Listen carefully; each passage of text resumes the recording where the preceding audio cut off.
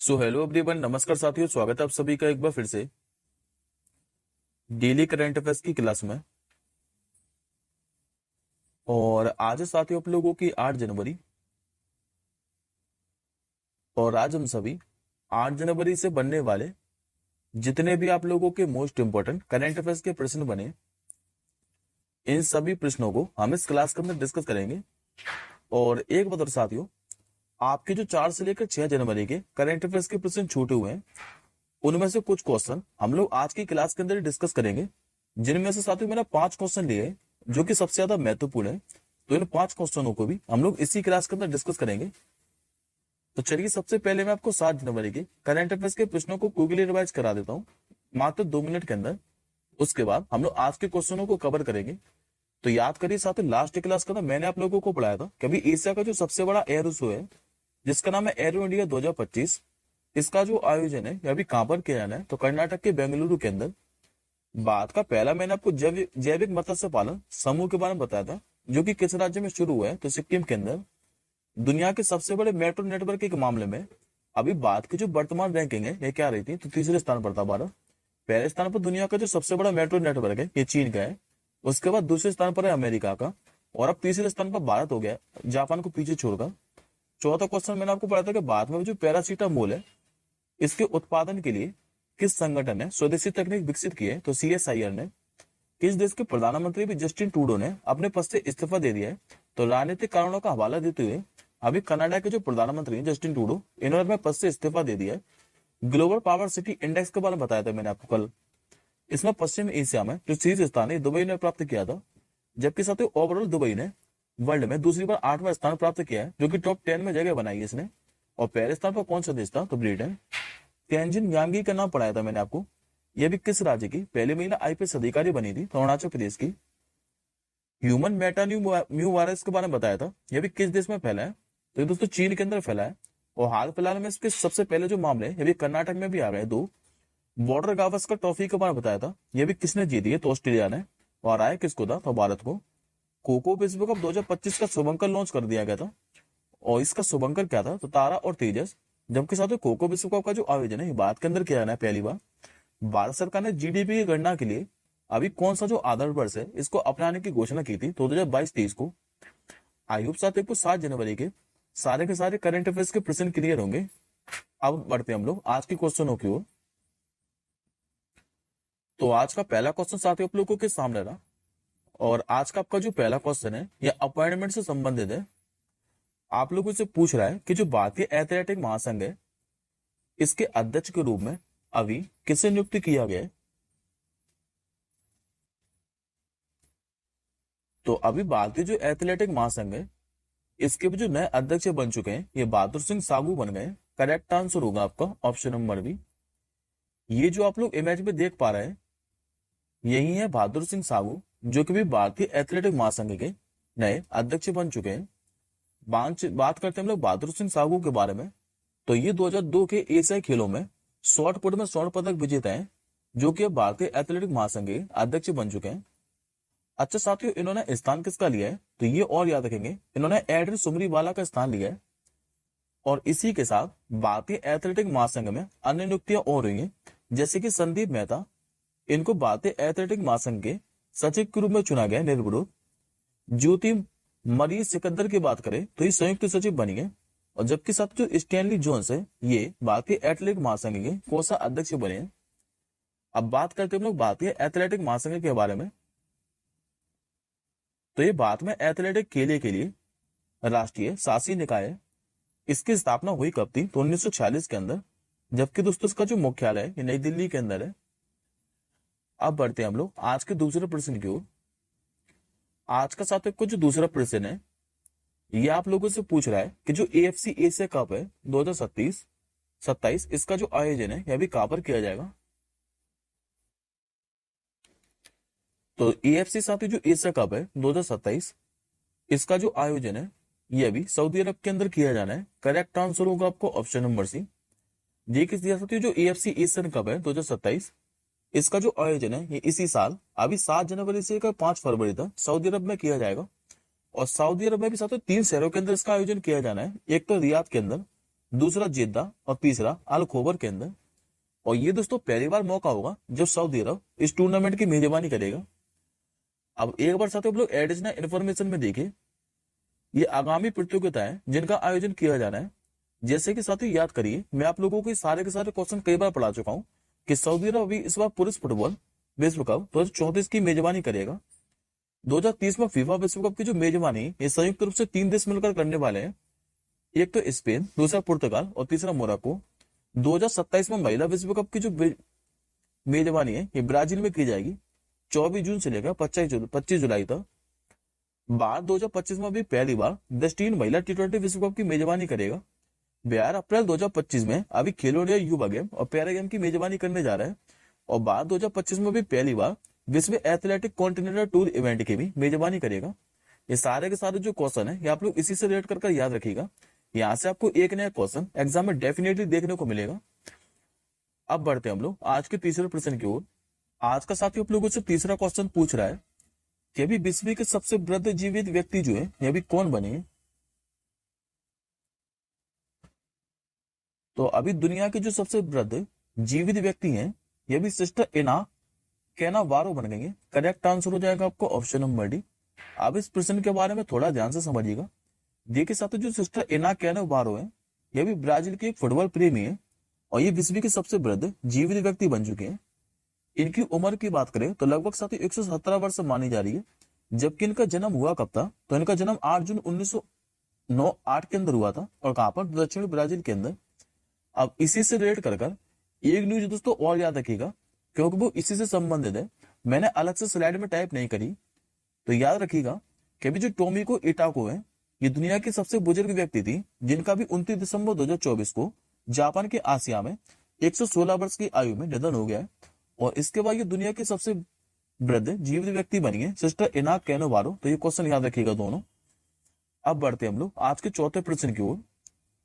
आज का दोस्तों आपको जो चौथा प्रश्न है ये आज की क्लास का महत्वपूर्ण क्वेश्चन है। इस पे आप लोग डबल स्टार मार्क कर लीजिए। आप लोग उससे पूछ रहा है कि अभी ब्रिक्स समूह का जो 11वां पूर्ण सदस्य देश है यह अभी कौन सा बन गया है। तो अब साथियों ब्रिक्स में जो सदस्य देशों की संख्या है ये 11 हो चुकी है। और अभी 11वां जो पूर्ण सदस्य देश है, दुनिया का सबसे बड़ा मुस्लिम आबादी वाला देश इंडोनेशिया बन गया है। करेक्ट आंसर हो जाएगा आपको ऑप्शन नंबर ए। और इसके साथ ही जो घोषणा है यह भी ब्राजील ने की है, क्योंकि ब्राजील क्या है कि 2025 में ब्रिक्स की अध्यक्षता करने वाला है। अब बात करते हैं हम लोग ब्रिक्स के बारे में। तो ब्रिक्स की साथ ही जो स्थापना है ये 16 जून 2009 के अंदर हुई थी।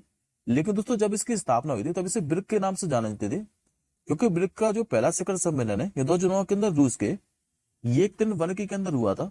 और जब साथ ही इसमें 2010 के अंदर दक्षिण अफ्रीका शामिल हो गया तब इसका जो नाम है ब्रिक्स पड़ गया। और याद करिए, मैंने आपको 1 जनवरी 2024 को 5 नए सदस्य देशों के बारे में और पढ़ाया था जो कि इसमें नए बने थे। 5 नए सदस्य देश कौन कौन से बने थे, तो एक तो बना था सबसे मिस्र, दूसरा बना था इथोपिया, तीसरा बना था इसमें ईरान, चौथा बना था सऊदी अरब और 5वां यूएई। हालांकि साथ ही इसमें अर्जेंटीना भी शामिल होने वाला था जो कि 6वां सदस्य देश था इसका। लेकिन अर्जेंटीना ने क्या है कि पश्चिमी देशों के दबाव के कारण इसमें शामिल होने से इनकार कर दिया था। और ये क्वेश्चन साथ ही एसएससी के एग्जाम में पूछा जा चुका है कि ब्रिक्स में कौन से देश ने शामिल होने से इनकार कर दिया था। तो याद रखेंगे अर्जेंटीना ने।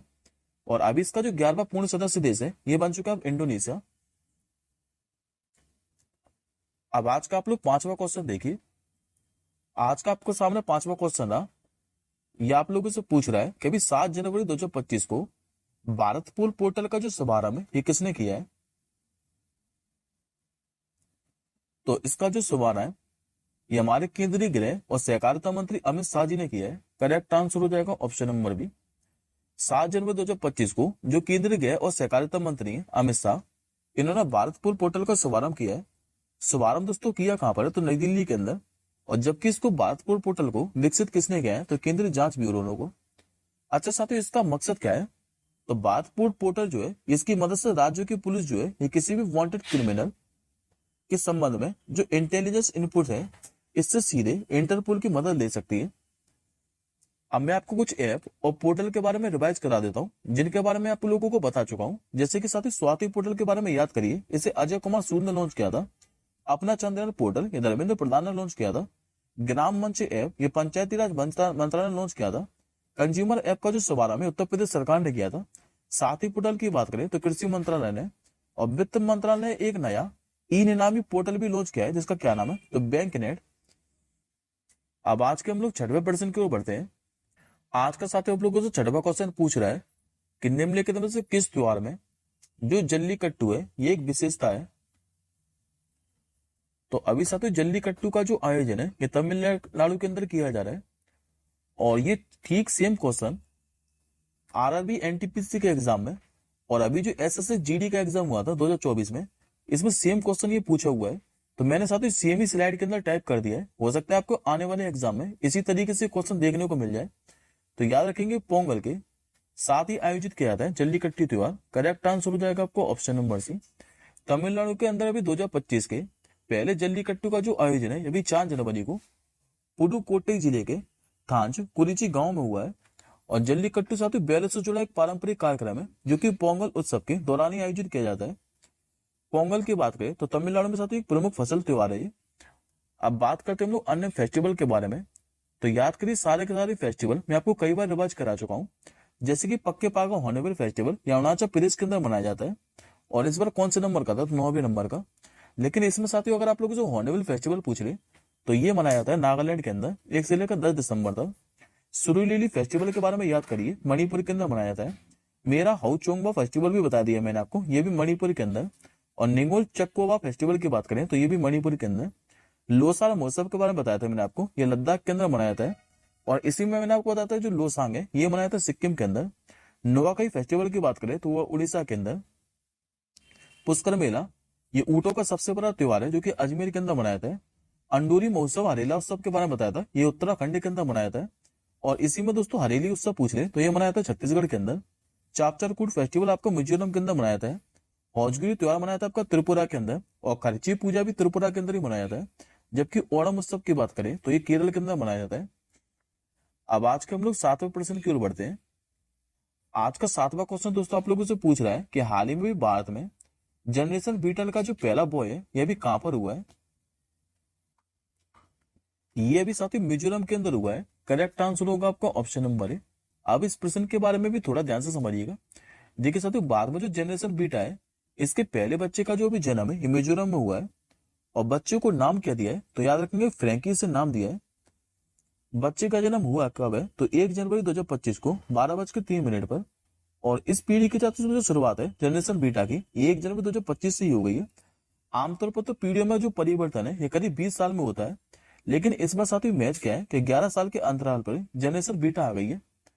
अब एक बार मैं आपको बाकी जनरेशन और बता देता हूँ, जैसे कि जनरेशन अल्फा तो 2013 से लेकर 2024 तक जितने भी साथी बच्चे पैदा हुए इन्हें जनरेशन अल्फा कहा जाता है।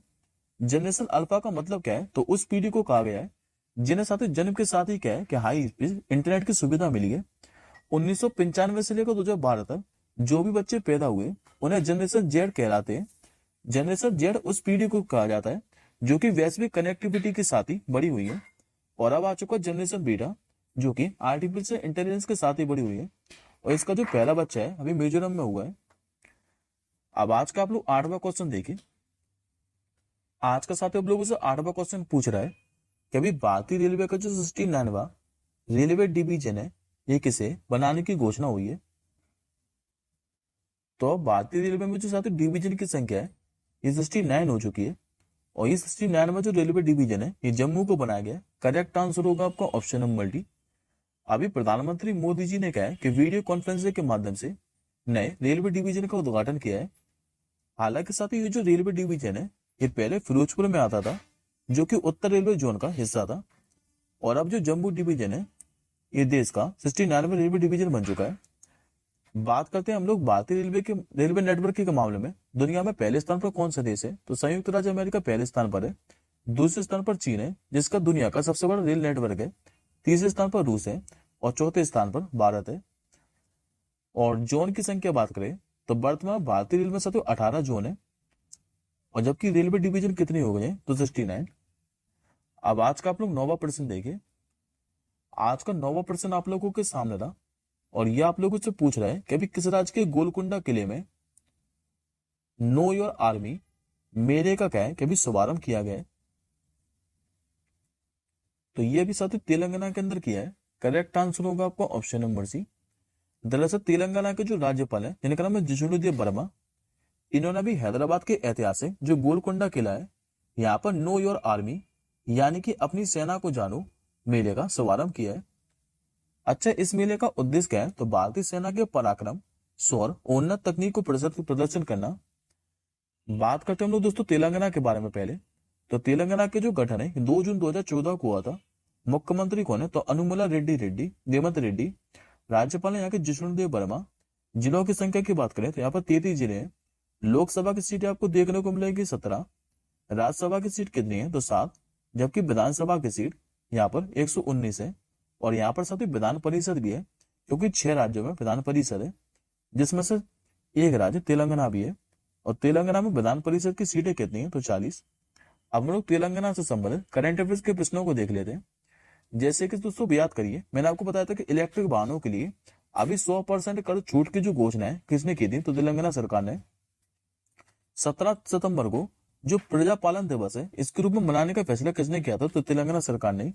मोहम्मद सिराज को भी तेलंगाना के डीजीपी का पदभार सौंपा गया है। जाति सर्वेक्षण शुरू करने वाला भारत का तीसरा राज्य कौन सा बना? तो तेलंगाना। और रायतु भरोसा योजना का भी शुभारंभ किया था तेलंगाना सरकार ने। अब आज का आप लोग 10वां प्रश्न देखिए। आज का साथी आप लोगों से 10वां क्वेश्चन पूछ रहा है कि अभी भारत में पहली बार बैंडेड रॉयल तितली की जो खोज है यह भी कहां पर हुई है? तो अभी भारत में पहली बार जो बैंडेड रॉयल तितली की खोज है ये त्रिपुरा के अंदर हुई है। करेक्ट आंसर होगा आपका ऑप्शन नंबर बी। और त्रिपुरा में भी साथियों कहां पर? त्रिपुरा के अंदर जो सपाई जिला वन्यजीव अभ्यारण्य यहीं पर इस तितली को देखा गया है। और इस तितली को साथ ही साइंटिफिक नाम क्या है? तो रचना जलेंद्र इंद्र इस तितली का साइंटिफिक नाम है। बात करते हैं हम लोग त्रिपुरा के बारे में। तो त्रिपुरा का जो गठन है 21 जनवरी 1972 को हुआ था। मुख्यमंत्री कौन है यहाँ के? तो मानेक साव। राज्यपाल है कि नल्लू इंद्र सेन रेड्डी। और राजधानी है अगरतला। लोकसभा की सीटों की बात करें तो यहाँ पर साथ ही 2 लोकसभा की सीट है, एक है राज्यसभा की सीट। और विधानसभा की सीटों की बात करें तो 60 है। जबकि जिलों की संख्या कितनी है? तो 8। अब आज का 11वां क्वेश्चन देखिए। आज का साथ जो 11वां क्वेश्चन है यह अवार्ड से संबंधित है। आप लोगों से पूछ रहे हैं कि 82वें गोल्डन ग्लोब अवार्ड 2025 में बेस्ट फिल्म ड्रामा का जो अवार्ड है यह भी किसे मिला है? तो इसमें बेस्ट जो फिल्म ड्रामा का अवार्ड है ये अभी द ब्लू लिस्ट को मिला है। करेक्ट आंसर होगा आपको ऑप्शन नंबर सी। अब इस क्वेश्चन के बारे में भी ध्यान से समझिएगा। देखिए साथ जो गोल्डन ग्लोब पुरस्कार है यह अंतर्राष्ट्रीय फिल्म और टेलीविजन दोनों में उत्कृष्टता के लिए दिए जाने वाले पुरस्कार है। ये जो पुरस्कार है अमेरिका में प्रदान किए जाते हैं, जबकि पहली बार ये जो पुरस्कार है 1944 के अंदर दिए गए थे। अच्छा, प्रदान किसके द्वारा किए जाते हैं? तो गोल्डन ग्लोब फाउंडेशन के द्वारा। अब मैं आपको 82वें गोल्डन ग्लोब अवार्ड 2025 के विजेताओं के बारे में बता देता हूँ, जिसमें साथियों को सारे नाम याद नहीं रखने। खाली जो मैंने आपको रेड कलर से हाईलाइट कर रखे हैं, खाली आप लोग 3 ही नाम याद रखिएगा, बाकी के आप लोग रीड कर लीजिएगा। जैसे कि बेस्ट फिल्म ड्रामा का अवार्ड जो मैं आपको बता चुका हूँ, ये द ब्लू लिस्ट को दिया है। ड्रामा फिल्मों में बेस्ट एक्टर का अवार्ड पूछे तो ये एंड्रियन बॉडी को मिला है। और ड्रामा फिल्मों में बेस्ट एक्ट्रेस का जो अवार्ड है ये फर्नांडो टोरेस को मिला है। खाली ये 3 नाम याद रखिएगा, बाकी की रीड कर लीजिएगा। और एक नाम इसको आपको भारतीय फिल्म का याद रखना है कि इसमें साथ ही इस अवार्ड शो में भारत की जो फिल्म थी all we imagining as light, इसको नॉमिनेशन तो मिला था लेकिन इसने कोई अवार्ड नहीं जीता है। और all we imagine as light film की जो डायरेक्टर है ये कौन है? तो पायल कपाड़िया। अब बढ़ते हैं हम लोग आज के 12वें प्रश्न की ओर। आज का 12वां क्वेश्चन आप लोगों से पूछ रहा है कि कौन सा अफ्रीकी देश है जो कि संयुक्त राष्ट्र सुरक्षा परिषद में अस्थायी सदस्य के रूप में शामिल हुआ है? तो इस देश का नाम है दोस्तों सोमालिया देश। करेक्ट आंसर होगा ऑप्शन नंबर ए। दरअसल साथियों जो संयुक्त सुरक्षा परिषद है ये संयुक्त राष्ट्र की सबसे महत्वपूर्ण इकाई है। और इसका जो गठन है द्वितीय विश्व युद्ध के दौरान 1945 में हुआ था। सुरक्षा परिषद की बात करें तो इसमें टोटल 15 सदस्य होते हैं, जिसमें साथ ही 5 तो इसमें स्थायी सदस्य हैं। और इसमें जो 10 हैं ये अस्थायी सदस्य होते हैं जो कि 2 साल के कार्यकाल के लिए चुने जाते हैं। 5 स्थायी सदस्य के कौन कौन से हैं? तो ये याद रखिएगा, ये पर एग्जाम में पूछ चुका है। अमेरिका इसमें स्थायी सदस्य, ब्रिटेन है, फ्रांस, रूस और ये चीन। ये 5 जो है ये स्थायी सदस्य हैं। और बाकी के जो 10 सदस्य हैं जो कि अस्थायी होते हैं, ये 2 साल के कार्यकाल के लिए चुने जाते हैं। बात करते हैं हम लोग सोमालिया के बारे में। तो पहले आप लोग मैप में देखिए दोस्तों सोमालिया को। ये अफ्रीका के पूर्वी तट पर स्थित एक देश है। जितना भी आपको हाईलाइट पार्ट दिखाई दे रहा है ये आपको सोमालिया। सोमालिया की यदि आप लोगों से राजधानी पूछ ले तो ये आपकी मोगाडिशु। सोमालिया में मुद्रा क्या चलते हैं तो सोमाली सिलिंग। अब आज का देखिए आप लोग 13वां क्वेश्चन। आज का 13वां क्वेश्चन आप लोगों से पूछ रहा है कि बाद में पहली पंक्ति की अस्थमा जांच के लिए जो सिप एयर ऐप है ये किस कंपनी ने लॉन्च किया है। तो इस कंपनी का नाम है साथियों सिप्ला कंपनी। करेक्ट आंसर होगा ऑप्शन नंबर बी। दरअसल फार्मा क्षेत्र की जो प्रमुख कंपनी है जिसका नाम है सिप्ला, इसने भी बाद में अस्थमा की जांच के लिए पहली पंक्ति की सुविधा प्रदान करने के लिए जो सिप एयर है इसको लॉन्च करने की घोषणा की है। और इस ऐप का उद्देश्य क्या है तो उपयोगकर्ताओं को अस्थमा की होने की संभावना को समझने में मदद करके उनको सशक्त बनाना है।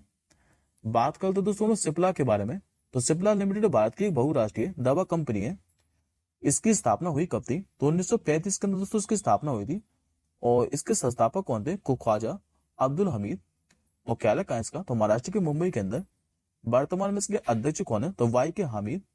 और सीईओ कौन है तो उमांग बोरा। अब बढ़ते हैं हम लोग आज के 14वें प्रश्न की ओर।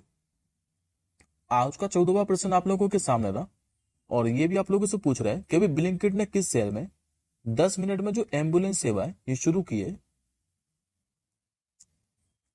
ये की साथियों हरियाणा के गुरुग्राम के अंदर। करेक्ट आंसर होगा आपको ऑप्शन नंबर डी। अभी हाल ही में जो निजी कंपनी है ब्लिंकिट, इसने गुरुग्राम में एम्बुलेंस सेवा शुरू करने का ऐलान किया है।